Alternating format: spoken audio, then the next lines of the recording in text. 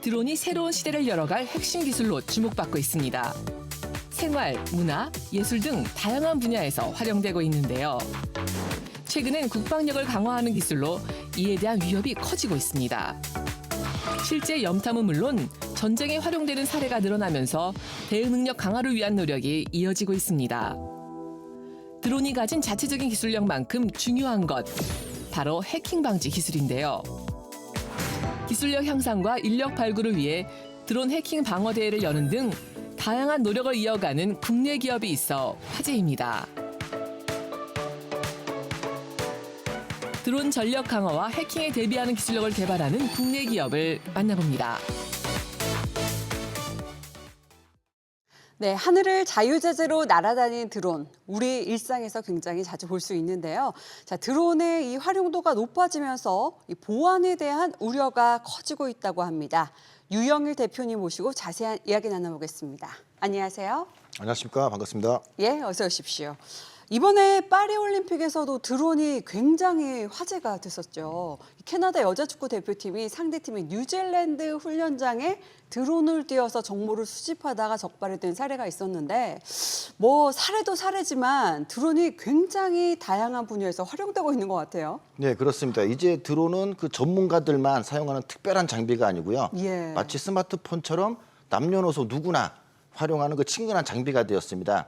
그래서 어린이들의 그 취미 생활은 물론 농약 살포나 물류 배송, 그리고 안전 진단, 뭐 재난 구조, 그리고 영화 촬영 등 이런 다양한 분야에서 활용이 되고 있는 상황이죠.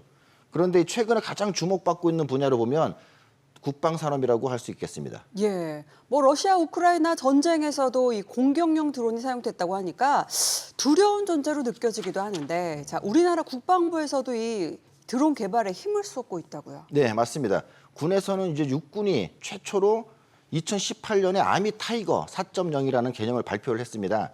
여기서 핵심은 육군을 보다 더 기동화 그리고 지능화, 네트워크화 시킨다는 것인데요. 이 중에서 지능화 부분에 해당하는 것이 드론봇 전투 체계라는 개념입니다. 이에 따라서 이제 2018년 9월에는 드론봇 전투단을 발족시켰고요. 그리고 최근에는 육군이 아니고 국방부 차원에서 2023년 9월에 국방부 직할부대로 드론 작전 사령부가 창설되었습니다. 이제 이것은 이제 군사 작전에서도 드론을 본격적으로 활용하겠다는 의미가 되겠죠. 하지만 아직까지는 대부분이 상용 드론을 활용하다 보니까 보안에 취약한 면이 좀 있습니다. 따라서 우리 군은 이제 보안이 강화된 군사용 드론을 자체 제작을 하던가 아니면 상용 드론이 군에 도입되기 전에 미리 보안성 진단이나 보안 대책을 수립 후에 활용할 수 있도록 사전 점검이 필요한 상황입니다. 네, 드론 역시 보안이 굉장히 중요하다는 건데 그렇다면 드론도 해킹이 될 수 있나요?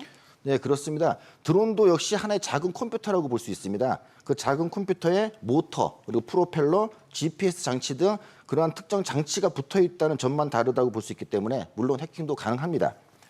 작게는 근데 그 피해를 따져봤을 때는 용도에 따라서 해킹되었을 때 그 피해가 다르겠죠. 작게는 그 배달 드론이 해킹을 되었을 경우에는 뭐 내가 주문한 짜장면이 사라질 수도 있습니다.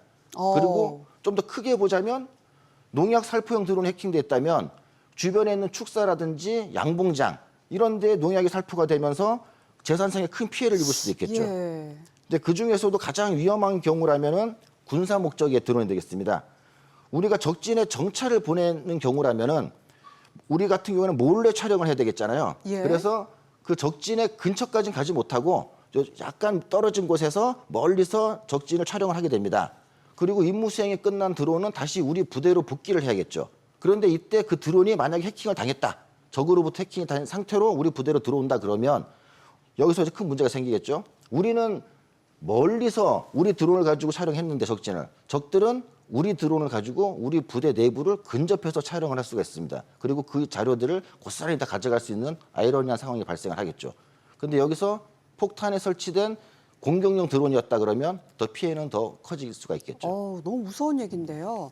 자, 이쯤이 되면 이 드론의 기술력 개발과 동시에 해킹을 방지하는 방법을 모색해야 할 것 같은데 현재 상황은 어떻습니까? 예, 드론은 2000년대 중반부터 상용화되기 시작했고요. 특히 2010년대 초반부터 대중화되었습니다. 지금까지는 주로 그 배터리가 얼마나 오래 가는지 그리고 카메라의 화질이 얼마나 좋은지 또 얼마나 무거운 짐을 들어 올릴 수 있는지 그런 기능 위주의 발전이 있었고요.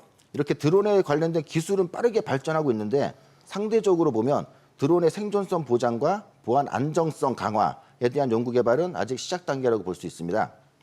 미국 같은 경우에는 드론 사이버 보안의 중요성을 인식하고 2019년에 중국산 드론 사용 금지에 관한 드론 보안법을 발의한 바가 있고요.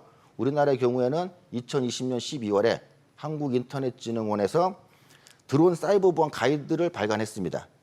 그리고 2021년 1월에는 국방부 차원에서 국방 드론 보안 가이드라는 것을 발간했고요. 최근 들어서 이제 드론 보안에 대한 중요성에 대해서 많이 인식을 하면서 정부에서도 드론 보안에 관한 다수의 연구 과제들이 진행되고 있습니다. 우리 회사는 현재 국방 무인동체 사이버 보안 프레임워크 및 시험 환경 개발이라는 정부 연구 과제를 진행하고 있는데요. 2023년에 시작해서 2025년에 마무리될 예정입니다.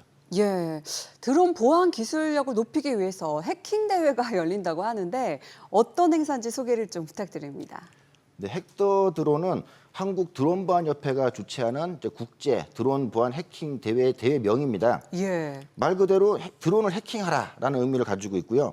이 행사는 작년에 제1회 대회를 시작되었고 올해는 8월 말까지 예선 접수를 받고 있습니다. 그리고 9월에는 예선전을 거쳐서 10월 말에는 삼성동 코엑스에서 본선 대회가 펼쳐집니다. 1위 팀에게는 과학기술정보통신부 장관상이 수여되고요. 이어서 한국인터넷진흥원장상, 드론 작전사령관상, 사이버안보연구소 대표상 등 많은 상장과 상금들이 준비되어 있습니다. 흥미 있으신 분들은 지금이라도 늦지 않게 예선 접수를 진행하시면 참가가 가능합니다. 예, 흥미로운 대회가 아닐 수 없는데 이 사이버 보안 인재 발굴을 위해서 국내뿐만이 아니라 실은 해외에서도 다양한 해킹 방어 대회가 열리고 있죠. 그런데 이 드론이라는 특정 분야가 지정된 경우가 굉장히 드물다고요. 네, 말씀하신 것처럼 현재 해외는 물론 국내에서도 다양한 해킹 방어대회가 열리고 있습니다. 예. 그리고 우리나라 팀이 다양한 세계 무대에서 이제 멋진 활동을 하고 있고요. 또 해킹 방어대회 올림픽이라고 불릴 수 있는 만큼 큰 대회에서도 우리나라 팀이 종종 우승을 차지하기도 합니다. 그리고 이제 빠르게 성장하고 있는 드론 시장에서 이제 드론 보안의 중요성 역시 빠르게 인식이 되고 있고요. 이에 따라서 드론 보안에 대한 집중적인 연구가 이제 진행되는 가운데 드론만을 위한 드론 전용 해킹 방어대회가 필요하게 되었죠. 그래서 2023년에 국제 드론 해킹 방어대회가 한국에서 이제 시작되었습니다. 곧 예선을 앞두고 있다고 들었는데 반응이 굉장히 뜨거울 것 같은데요. 네, 작년 1회 대회 같은 경우에는 좀 2달이라고 하는 짧은 기간에 준비가 됐습니다. 예. 그래서 홍보 기간도 좀 짧다 보니까 걱정을 많이 했는데 예선에 총 53개 팀이 이제 참가를 했고요. 이때 성적 순으로 6개 팀을 선발해서 본선으로 이제 진출을 하였습니다. 이때 제1회 대회다 보니까 좀 문제점이 있었어요. 왜? 대회 참가자들이 기존 기출 문제도 없고 뭐 예상 문제도 없고 뭘 어떻게 준비를 해야 되는지 궁금한 것들이 많았습니다. 그래서 이 협회 측에 문의 전화도 상당히 많이 왔고 또 예선 초기에는 홈페이지 그 트래픽이 초과되면서 다운이 되는 경우도 있었고요. 예. 이런 상황을 봤을 때 그 당시 참가자들에 대한 많은 그 관심이 있었다는 것을 짐작할 수 있습니다.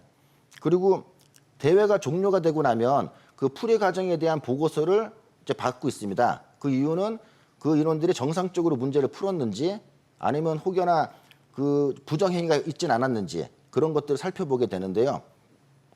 이때 보면은 대회 주최 측도 많은 걸 배울 수가 있습니다. 왜냐하면 출제자의 의도하고는 다르게 다른 방법으로 문제를 접근해서 풀어나가는 내용들을 볼 수가 있거든요. 이렇게 되면 주최 측도 새로운 취약점도 발굴도 할 수 있는 것이고 그리고 거기에 대한 새로운 보완 대책들도 발전시킬 수 있는 이제 훌륭한 계기가 되기도 합니다. 그리고 이제 올해 열리는 2회 대회에도 보다 예산이 증가되고 보다 준비 기간도 길었기 때문에 그리고 무엇보다도 각종 정부기관이나 뭐 공공기관 그리고 보안업계 등의 각종 후원과 큰 관심이 이어지고 있다 보니까 작년보다는 상대적으로 비교적 크게 지금 진행되고 있습니다. 예, 앞으로의 행보가 무척 기대가 되는데 끝으로 어떤 계획을 갖고 계신지 궁금합니다. 네, 저는 이제 개인적으로 군에서 전산장교를 한 20년간 군 복무를 하고 이제 2017년에 전역을 했습니다. 예. 특히 2010년도에는 국군 사이버사령부 그 창설 멤버로 이제 초대 모해킹 팀장을 역임했고요. 이후로는 줄곧 육군, 공군, 해군 그리고 국방부의 주요 정보 체계를 대상으로 모해킹 업무를 담당했습니다. 당시에 이제 해킹의 위험성이나 보안의 필요성에 대해서 크게 인식을 한 상태였고요. 이제 군에서 습득한 이런 기술들을 가지고 현재 사이버 보안 사업을 확장하고 있습니다. 이제 현재 진행하고 있는 국방 이제 드론 보안에 관련된 R&D를 통해서 이제 군사용 드론에 대한 보안을 강화시키는 데 큰 역할을 할 수 있기를 바라고 있고요.